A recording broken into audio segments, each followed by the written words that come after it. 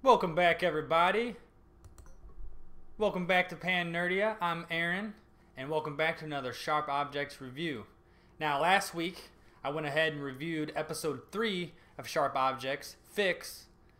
Now, with only 8 episodes in this HBO miniseries based on the novel of the same name, tonight we'll explore and review episode 4, which is Ripe, just before tonight's episode, which is episode 5, Calhoun Day. Now, quick little update. Sharp Objects is, or not really update, I should say, but a little heads up for those who are just jumping in or, deciding that, hey, I want to watch this even though I haven't seen the show. Three reviews in. Sharp Objects is essentially a mini-series from HBO based on a novel of the same name that revolves around a woman named Camille Preaker, who is from a small town, which this story is based in, called Wind Gap, which is in southeast Missouri. She actually lives in St. Louis now and is a reporter for the St. Louis Chronicle. She goes down to actually write a story on 2 missing girls, one which is found dead in the first episode, and the rest unravels from there. You learn a little about Camille, and more gets revealed each week, and we get closer and closer to who is the killer at large. So, without further ado, let's go ahead and jump in to episode 4, the review of Ripe. So, starting off here, let me go ahead and get my slides going. The episode starts off where episode 3 left off. Camille is in the field looking for the phone she threw out, the phone of Allison, the young woman she met when she was at the ward. And she threw her phone out from the last episode. She was, kind of having those bad memories. She went ahead and picked it up. It's actually daylight now. Who knows how early? But she ends up driving back away. She can't let go. She can't let go of that phone. She also can't let go of the memories of her sister and the fact that she's not only seeing ghosts of her sister, Marion, but also of Allison. So, or it could be Alice. I might be saying her name wrong. I apologize if I am. It's Alice or Allison. Either way, she is still fighting with the demons of that. They're only remotely tackled, remember? Or they're not merely remotely tackled, they're just mildly concussed. We then go to a scene with Detective Willis waking up at his motel. Same old, same old. He's still in Wind Gap, of course. And we kind of get another routine. So this is interesting. We're kind of seeing the routine of these individuals that are kind of heavy in the case. And we then stumble on to, Bill Vickery's morning. His wife wake up, put on the tape, make him breakfast. He kind of dresses up, stands in the mirror, nods to himself, gets ready for his day. But Camille's day, just getting started as well, comes up and has a confrontation with Emma about what happened in the evening before. Emma being rude, putting a sucker in her hair and all that. She's, Camille goes and says, well, I don't want to fight. And there's a little kind of makeup, but who knows truly with Emma what's going on. More to be said about her this episode, don't worry. Woo, baby. So they kind of make up, like I mentioned. Emma kind of tries to bring her in. You want to go smoke a joint behind the barn kind of thing? But, she declines. She's got to go to this kind of brunch with the other ladies. I'm assuming ladies who are associated with Adora probably have a little more money. And they have some sort of like meeting luncheon together. I guess what you assumed is every week or month or bi-weekly. But Camille comes down. Adora's, of course, not ready. She's, still in pain from her hand, the rosebush cut. But, of course, Camille's going to go in her place, not with a little bit of kind of a backsass from Adora, saying, well, now the ladies will get to talk behind my back like they always wanted to. So, Adora's definitely got the high place in terms of who she is in the town.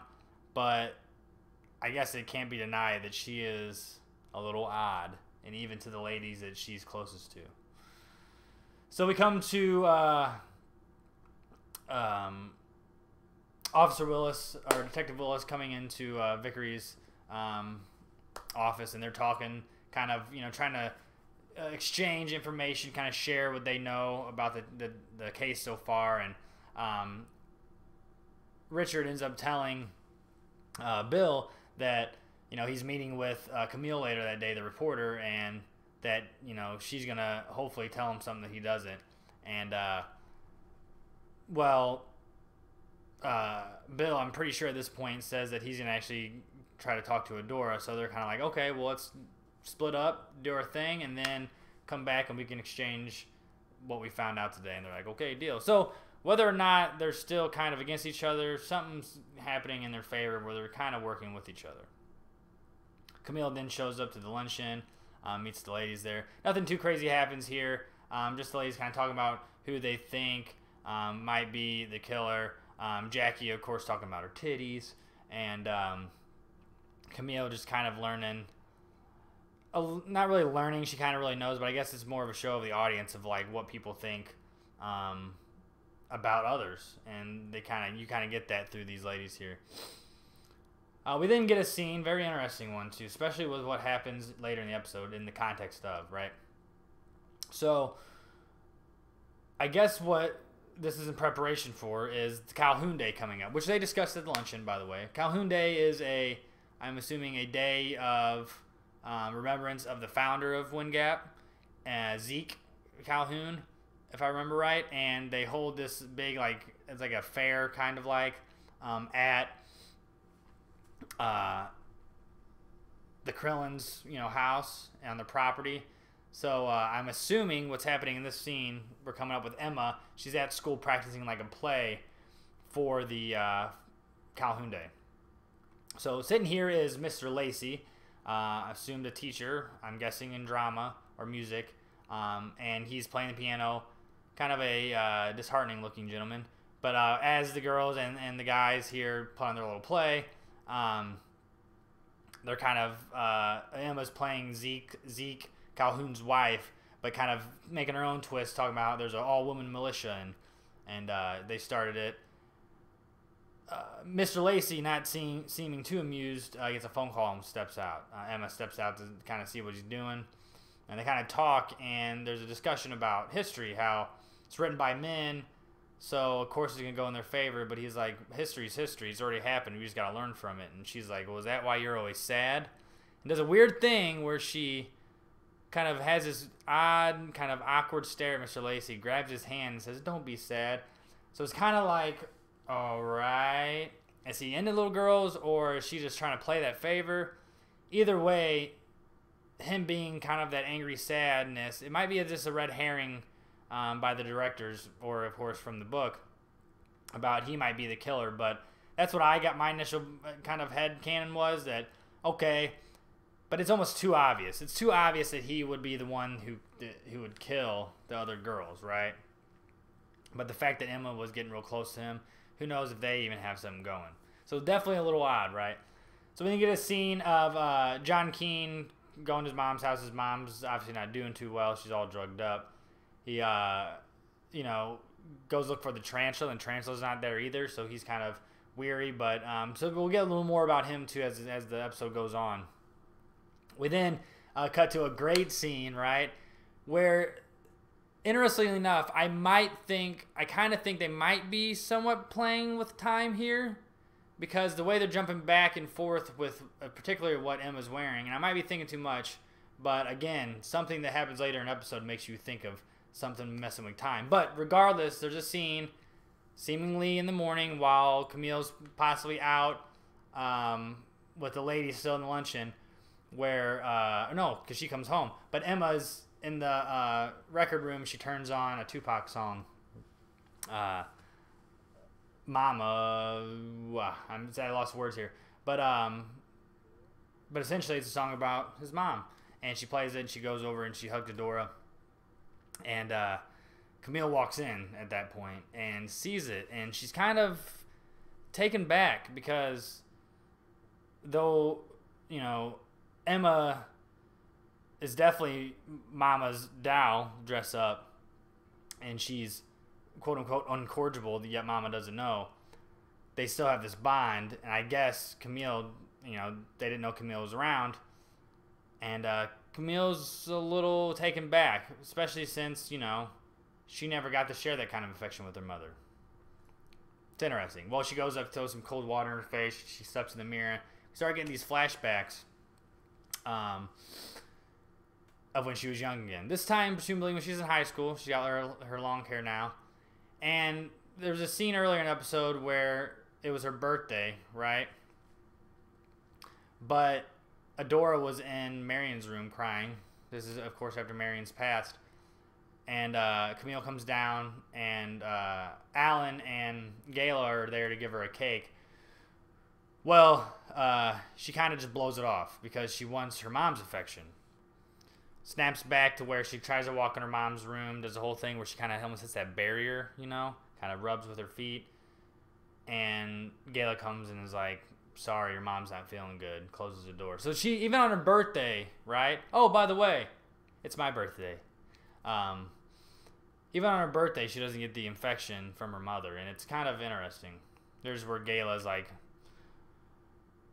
no, young one, your mother is sick. I know it's bullshit, but she pays me. Closes the door on her. So, Camille brushes it off, and hey, remember? Her and the detective have a day together. So, Camille's actually going to show him around some crime scenes from over the years in Wind Gap, particularly murder scenes or just odd places, so he can get kind of a better lay of the land to understand Wind Gap a little more. Maybe the history. Maybe it'll lead to somebody, right? So they made a deal, though. She gets to ask him 2 questions, all right? And she does. She asks him one, simple one, why do you want to become a cop?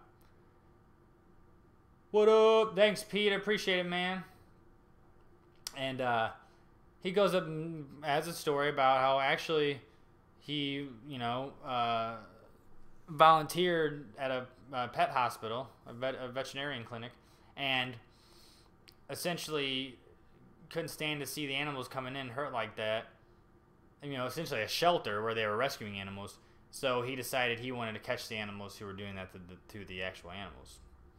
A little play on words there, but she's a little taken back, and then she asks about the dirt on Bob Nash's tire, and well, of course, it didn't lead anywhere, and he's not really a suspect. Camille then leads Detective Richard Willis over to another spot. Well, what is this spot here? First spot, by the way, that she led him to was a spot where 2 girls were murdered in the past, but it doesn't really add up to much. But when she takes him to the next spot, it was a spot where the football team would bring one of the lucky cheerleaders and have their way with her, but apparently it's consent. Little interesting scene here, kind of more context on Camille and a sense of, you know, struggle, but it's definitely bringing back memories, and we get some more scenes of Camille too, where perhaps her kind of issue is she's always been held down by power in figurative terms, and never has really had much control. Keep that in mind going forward. We then cut to a scene where old Bill Vickery shows up, Chief Bill Vickery, to the Krellins, and is dressed up looking ready to do some work, right? Asking for Adora. He needed to talk to her. We then flash back, and it comes back to Camille and Richard in the woods. They end up finding that little cabin, that little like hunting cabin, right? The same one that Camille ran into when she was younger, had the porn in there and like the skin little animals and stuff. It was definitely a odd, creepy place. Well, as soon as she walks in, she always gets that rush of memories. And you know what? I think Richard Willis notices. As he kind of walks out, as they both walk out, he kind of puts her on the spot and is like, something happened to you? And she's like, oh, so good instincts, man. And he's like, why can't you tell me these things? And, you know, I thought you liked me. And she kind of takes advantage of the situation, because he even says himself, people are getting nervous around here. Somebody's going to spill what they're hiding. Well, she is hiding something, but is it murder? No, she's hiding those scars. Her past, indeed. But she does something interesting. And I don't know what it is yet. I think it's actually a tactic. Not as, you know, It's not exactly what it seems, right? Well, she walks up like she's going to kiss him, pushes his face away, and unzips her pants and takes his hand down to the place. And, well, what goes on in the back should be coming back. Alrighty. Dora's down all dressed up, and they're kind of talking. And not just any talk. You can tell there's something between them, right? To the point where, you know, they're talking about Calhoun Day. Vickery doesn't really want that to go down because, you know, he hasn't caught the killer yet, and he doesn't want him running loose on Calhoun Day. And she kind of jokingly says, well, you know, you have the power to protect the people, but some people in this town have the power to fire you. And he laughs. Oh, you're straight to the point, Adora. That's what I love about you. She goes, is that all you love? And they have this stare, right? Meanwhile, Alan's kind of brushed to the side, and he's already getting kind of weary of Bill Vickery's presence. We then cut back to some scenes with Camille at that particular football spot. And then, again, it goes back to the sense of she didn't have the power. But as she's presumably bent over before the football team does what they do, she's sitting there poking at spiders and bugs on the ground, having some power, right? Woo! Right, I know, right? So they get back. Vickery is leaving as Willis is pulling up, and they then exchange some words. Okay, well, we'll talk tomorrow. And Camille's sitting there, and they kind of kiss, and she walks away. Before it gets too serious, right? Somebody's looking through the window, though. I'm thinking it's Adora. She's just being creepy. And she's drunk. Whoops, I did not mean to say Calhoun Day preview. There we go. Get another flashback of Camille as a young girl again. On her birthday with a single candle, she lights it by herself. Gets ready to blow it out. But ultimately, she doesn't do it. I love it. I just love these scenes of flashing back. And I did read something without spoiling myself in the book that, you know, these particular flashbacks are not happening in books or chapters, right? So them doing this is awesome. And they're already messing with time in that instance. But, like I mentioned earlier, they could be messing with time in other ways as well. Messing with us. Let's continue. Camille then walks in to her house and gets startled by her mother. Adora then has this monologue of, you know, I don't know why or what I did to deserve this from you, blah, blah, blah. But what's very powerful is how she leads up to her. And you know, all this time, the one thing I can think of, and Camille's like, what? You know, on the verge of tears, what, Mama? You smell ripe. And she walks away. And what does that mean, ripe? Well, ripe means something that's ready to go. Something that's been fulfilled and is ready to grasp. But also, it can mean something that's overdone, potent, pungent. What does this mean, and what is it in the context of? That's the big question. Is because to Adora, Camille is a bad fruit. Is a fruit that is too mature for its own good. What's the history with Adora and Camille's father, the Preaker? What's carrying over, and why does the mother reject Camille so? Reject her as a virus, maybe. Interesting stuff here, guys. But then get that interaction with Alan and Adora, particularly about Vickery being there and kind of just putting it all out there right away, like a G. Alan's like, you never asked me what I felt about my daughter Marion dying too. It's my daughter as well. And of course, you know, he's like, brings up Vickery, and Adora gets a little over pissed here. Gets him in his face. We're not discussing this, right? And Alan says something I forget, but Adora's like, do you enjoy hurting me? Or why do you want to hurt me? He's like, hurt you? Ay, ay, ay. You have an odd sense of hurt. But we then get Camille leaving. She going to the bar. And who does she meet there? Well, somebody who didn't quite finish getting the old beat stick action from his girlfriend. And old John Keane goes to the bar to try to get some shit off his mind, right? Meets Camille and they kind of talk. They kind of warm up. They start talking about, you know, how can you live with one of your sisters dying? Camille just says, you know, you just kind of move on and you never really get over it. And then John goes on and starts talking about Anne and Natalie, both of the missing and killed girls. Emma does. Well, it's spelled A-M-M-A, like Emma, but you can pronounce it Emma, but I bet that's still a pun on Emma, which is blood in Greek. So, good fucking call, man. That's totally something I feel like a writer would do. You know what I'm saying? In terms of like finding names of these characters, there's double meanings. But speaking of Emma, she gets brought up, right? And in conversation here saying that, yeah, she was friends with Anne and Natalie too, and always trying to break their fights up because Anne and Natalie fought a lot. Though they were friends, they just butted heads too much, and Emma was always the one to help them out.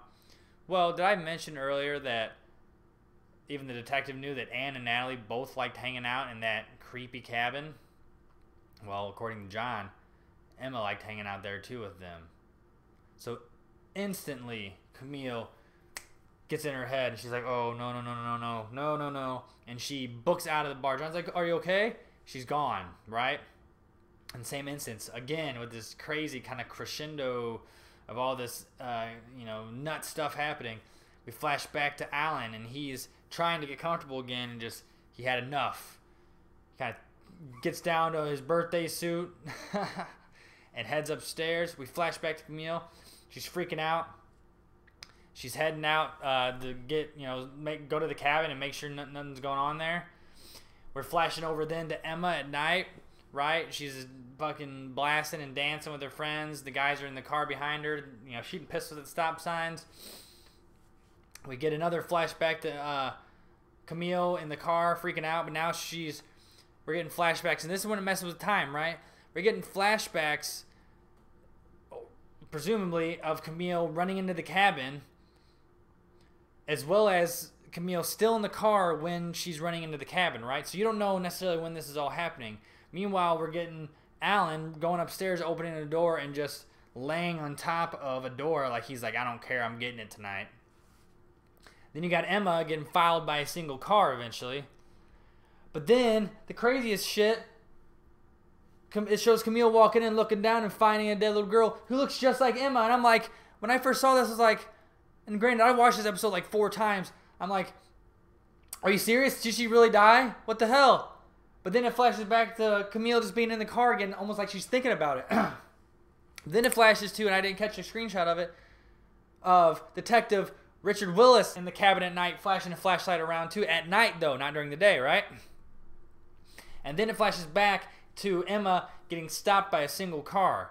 Is it Mr. Lacey? Is it another killer? Is it Camille catching her and killing her and then realizing that she killed her? Or who knows? Maybe Adora is not the woman in white because she's getting reamed by Alan. Angry Alan. So much happened so quick, it flashed in, flashed out. Are they fucking with us? Especially because of the preview for the next episode. Emma's in it. So what the hell, man? What the hell? Boom. Mind blown again with sharp objects. Each episode leaves me leaving like, what the hell, man? I think I'm figuring out, but I'm not, man. I'm not figuring it out. And that was my review of episode 4 of Sharp Objects, Ripe. Man, that was a good episode.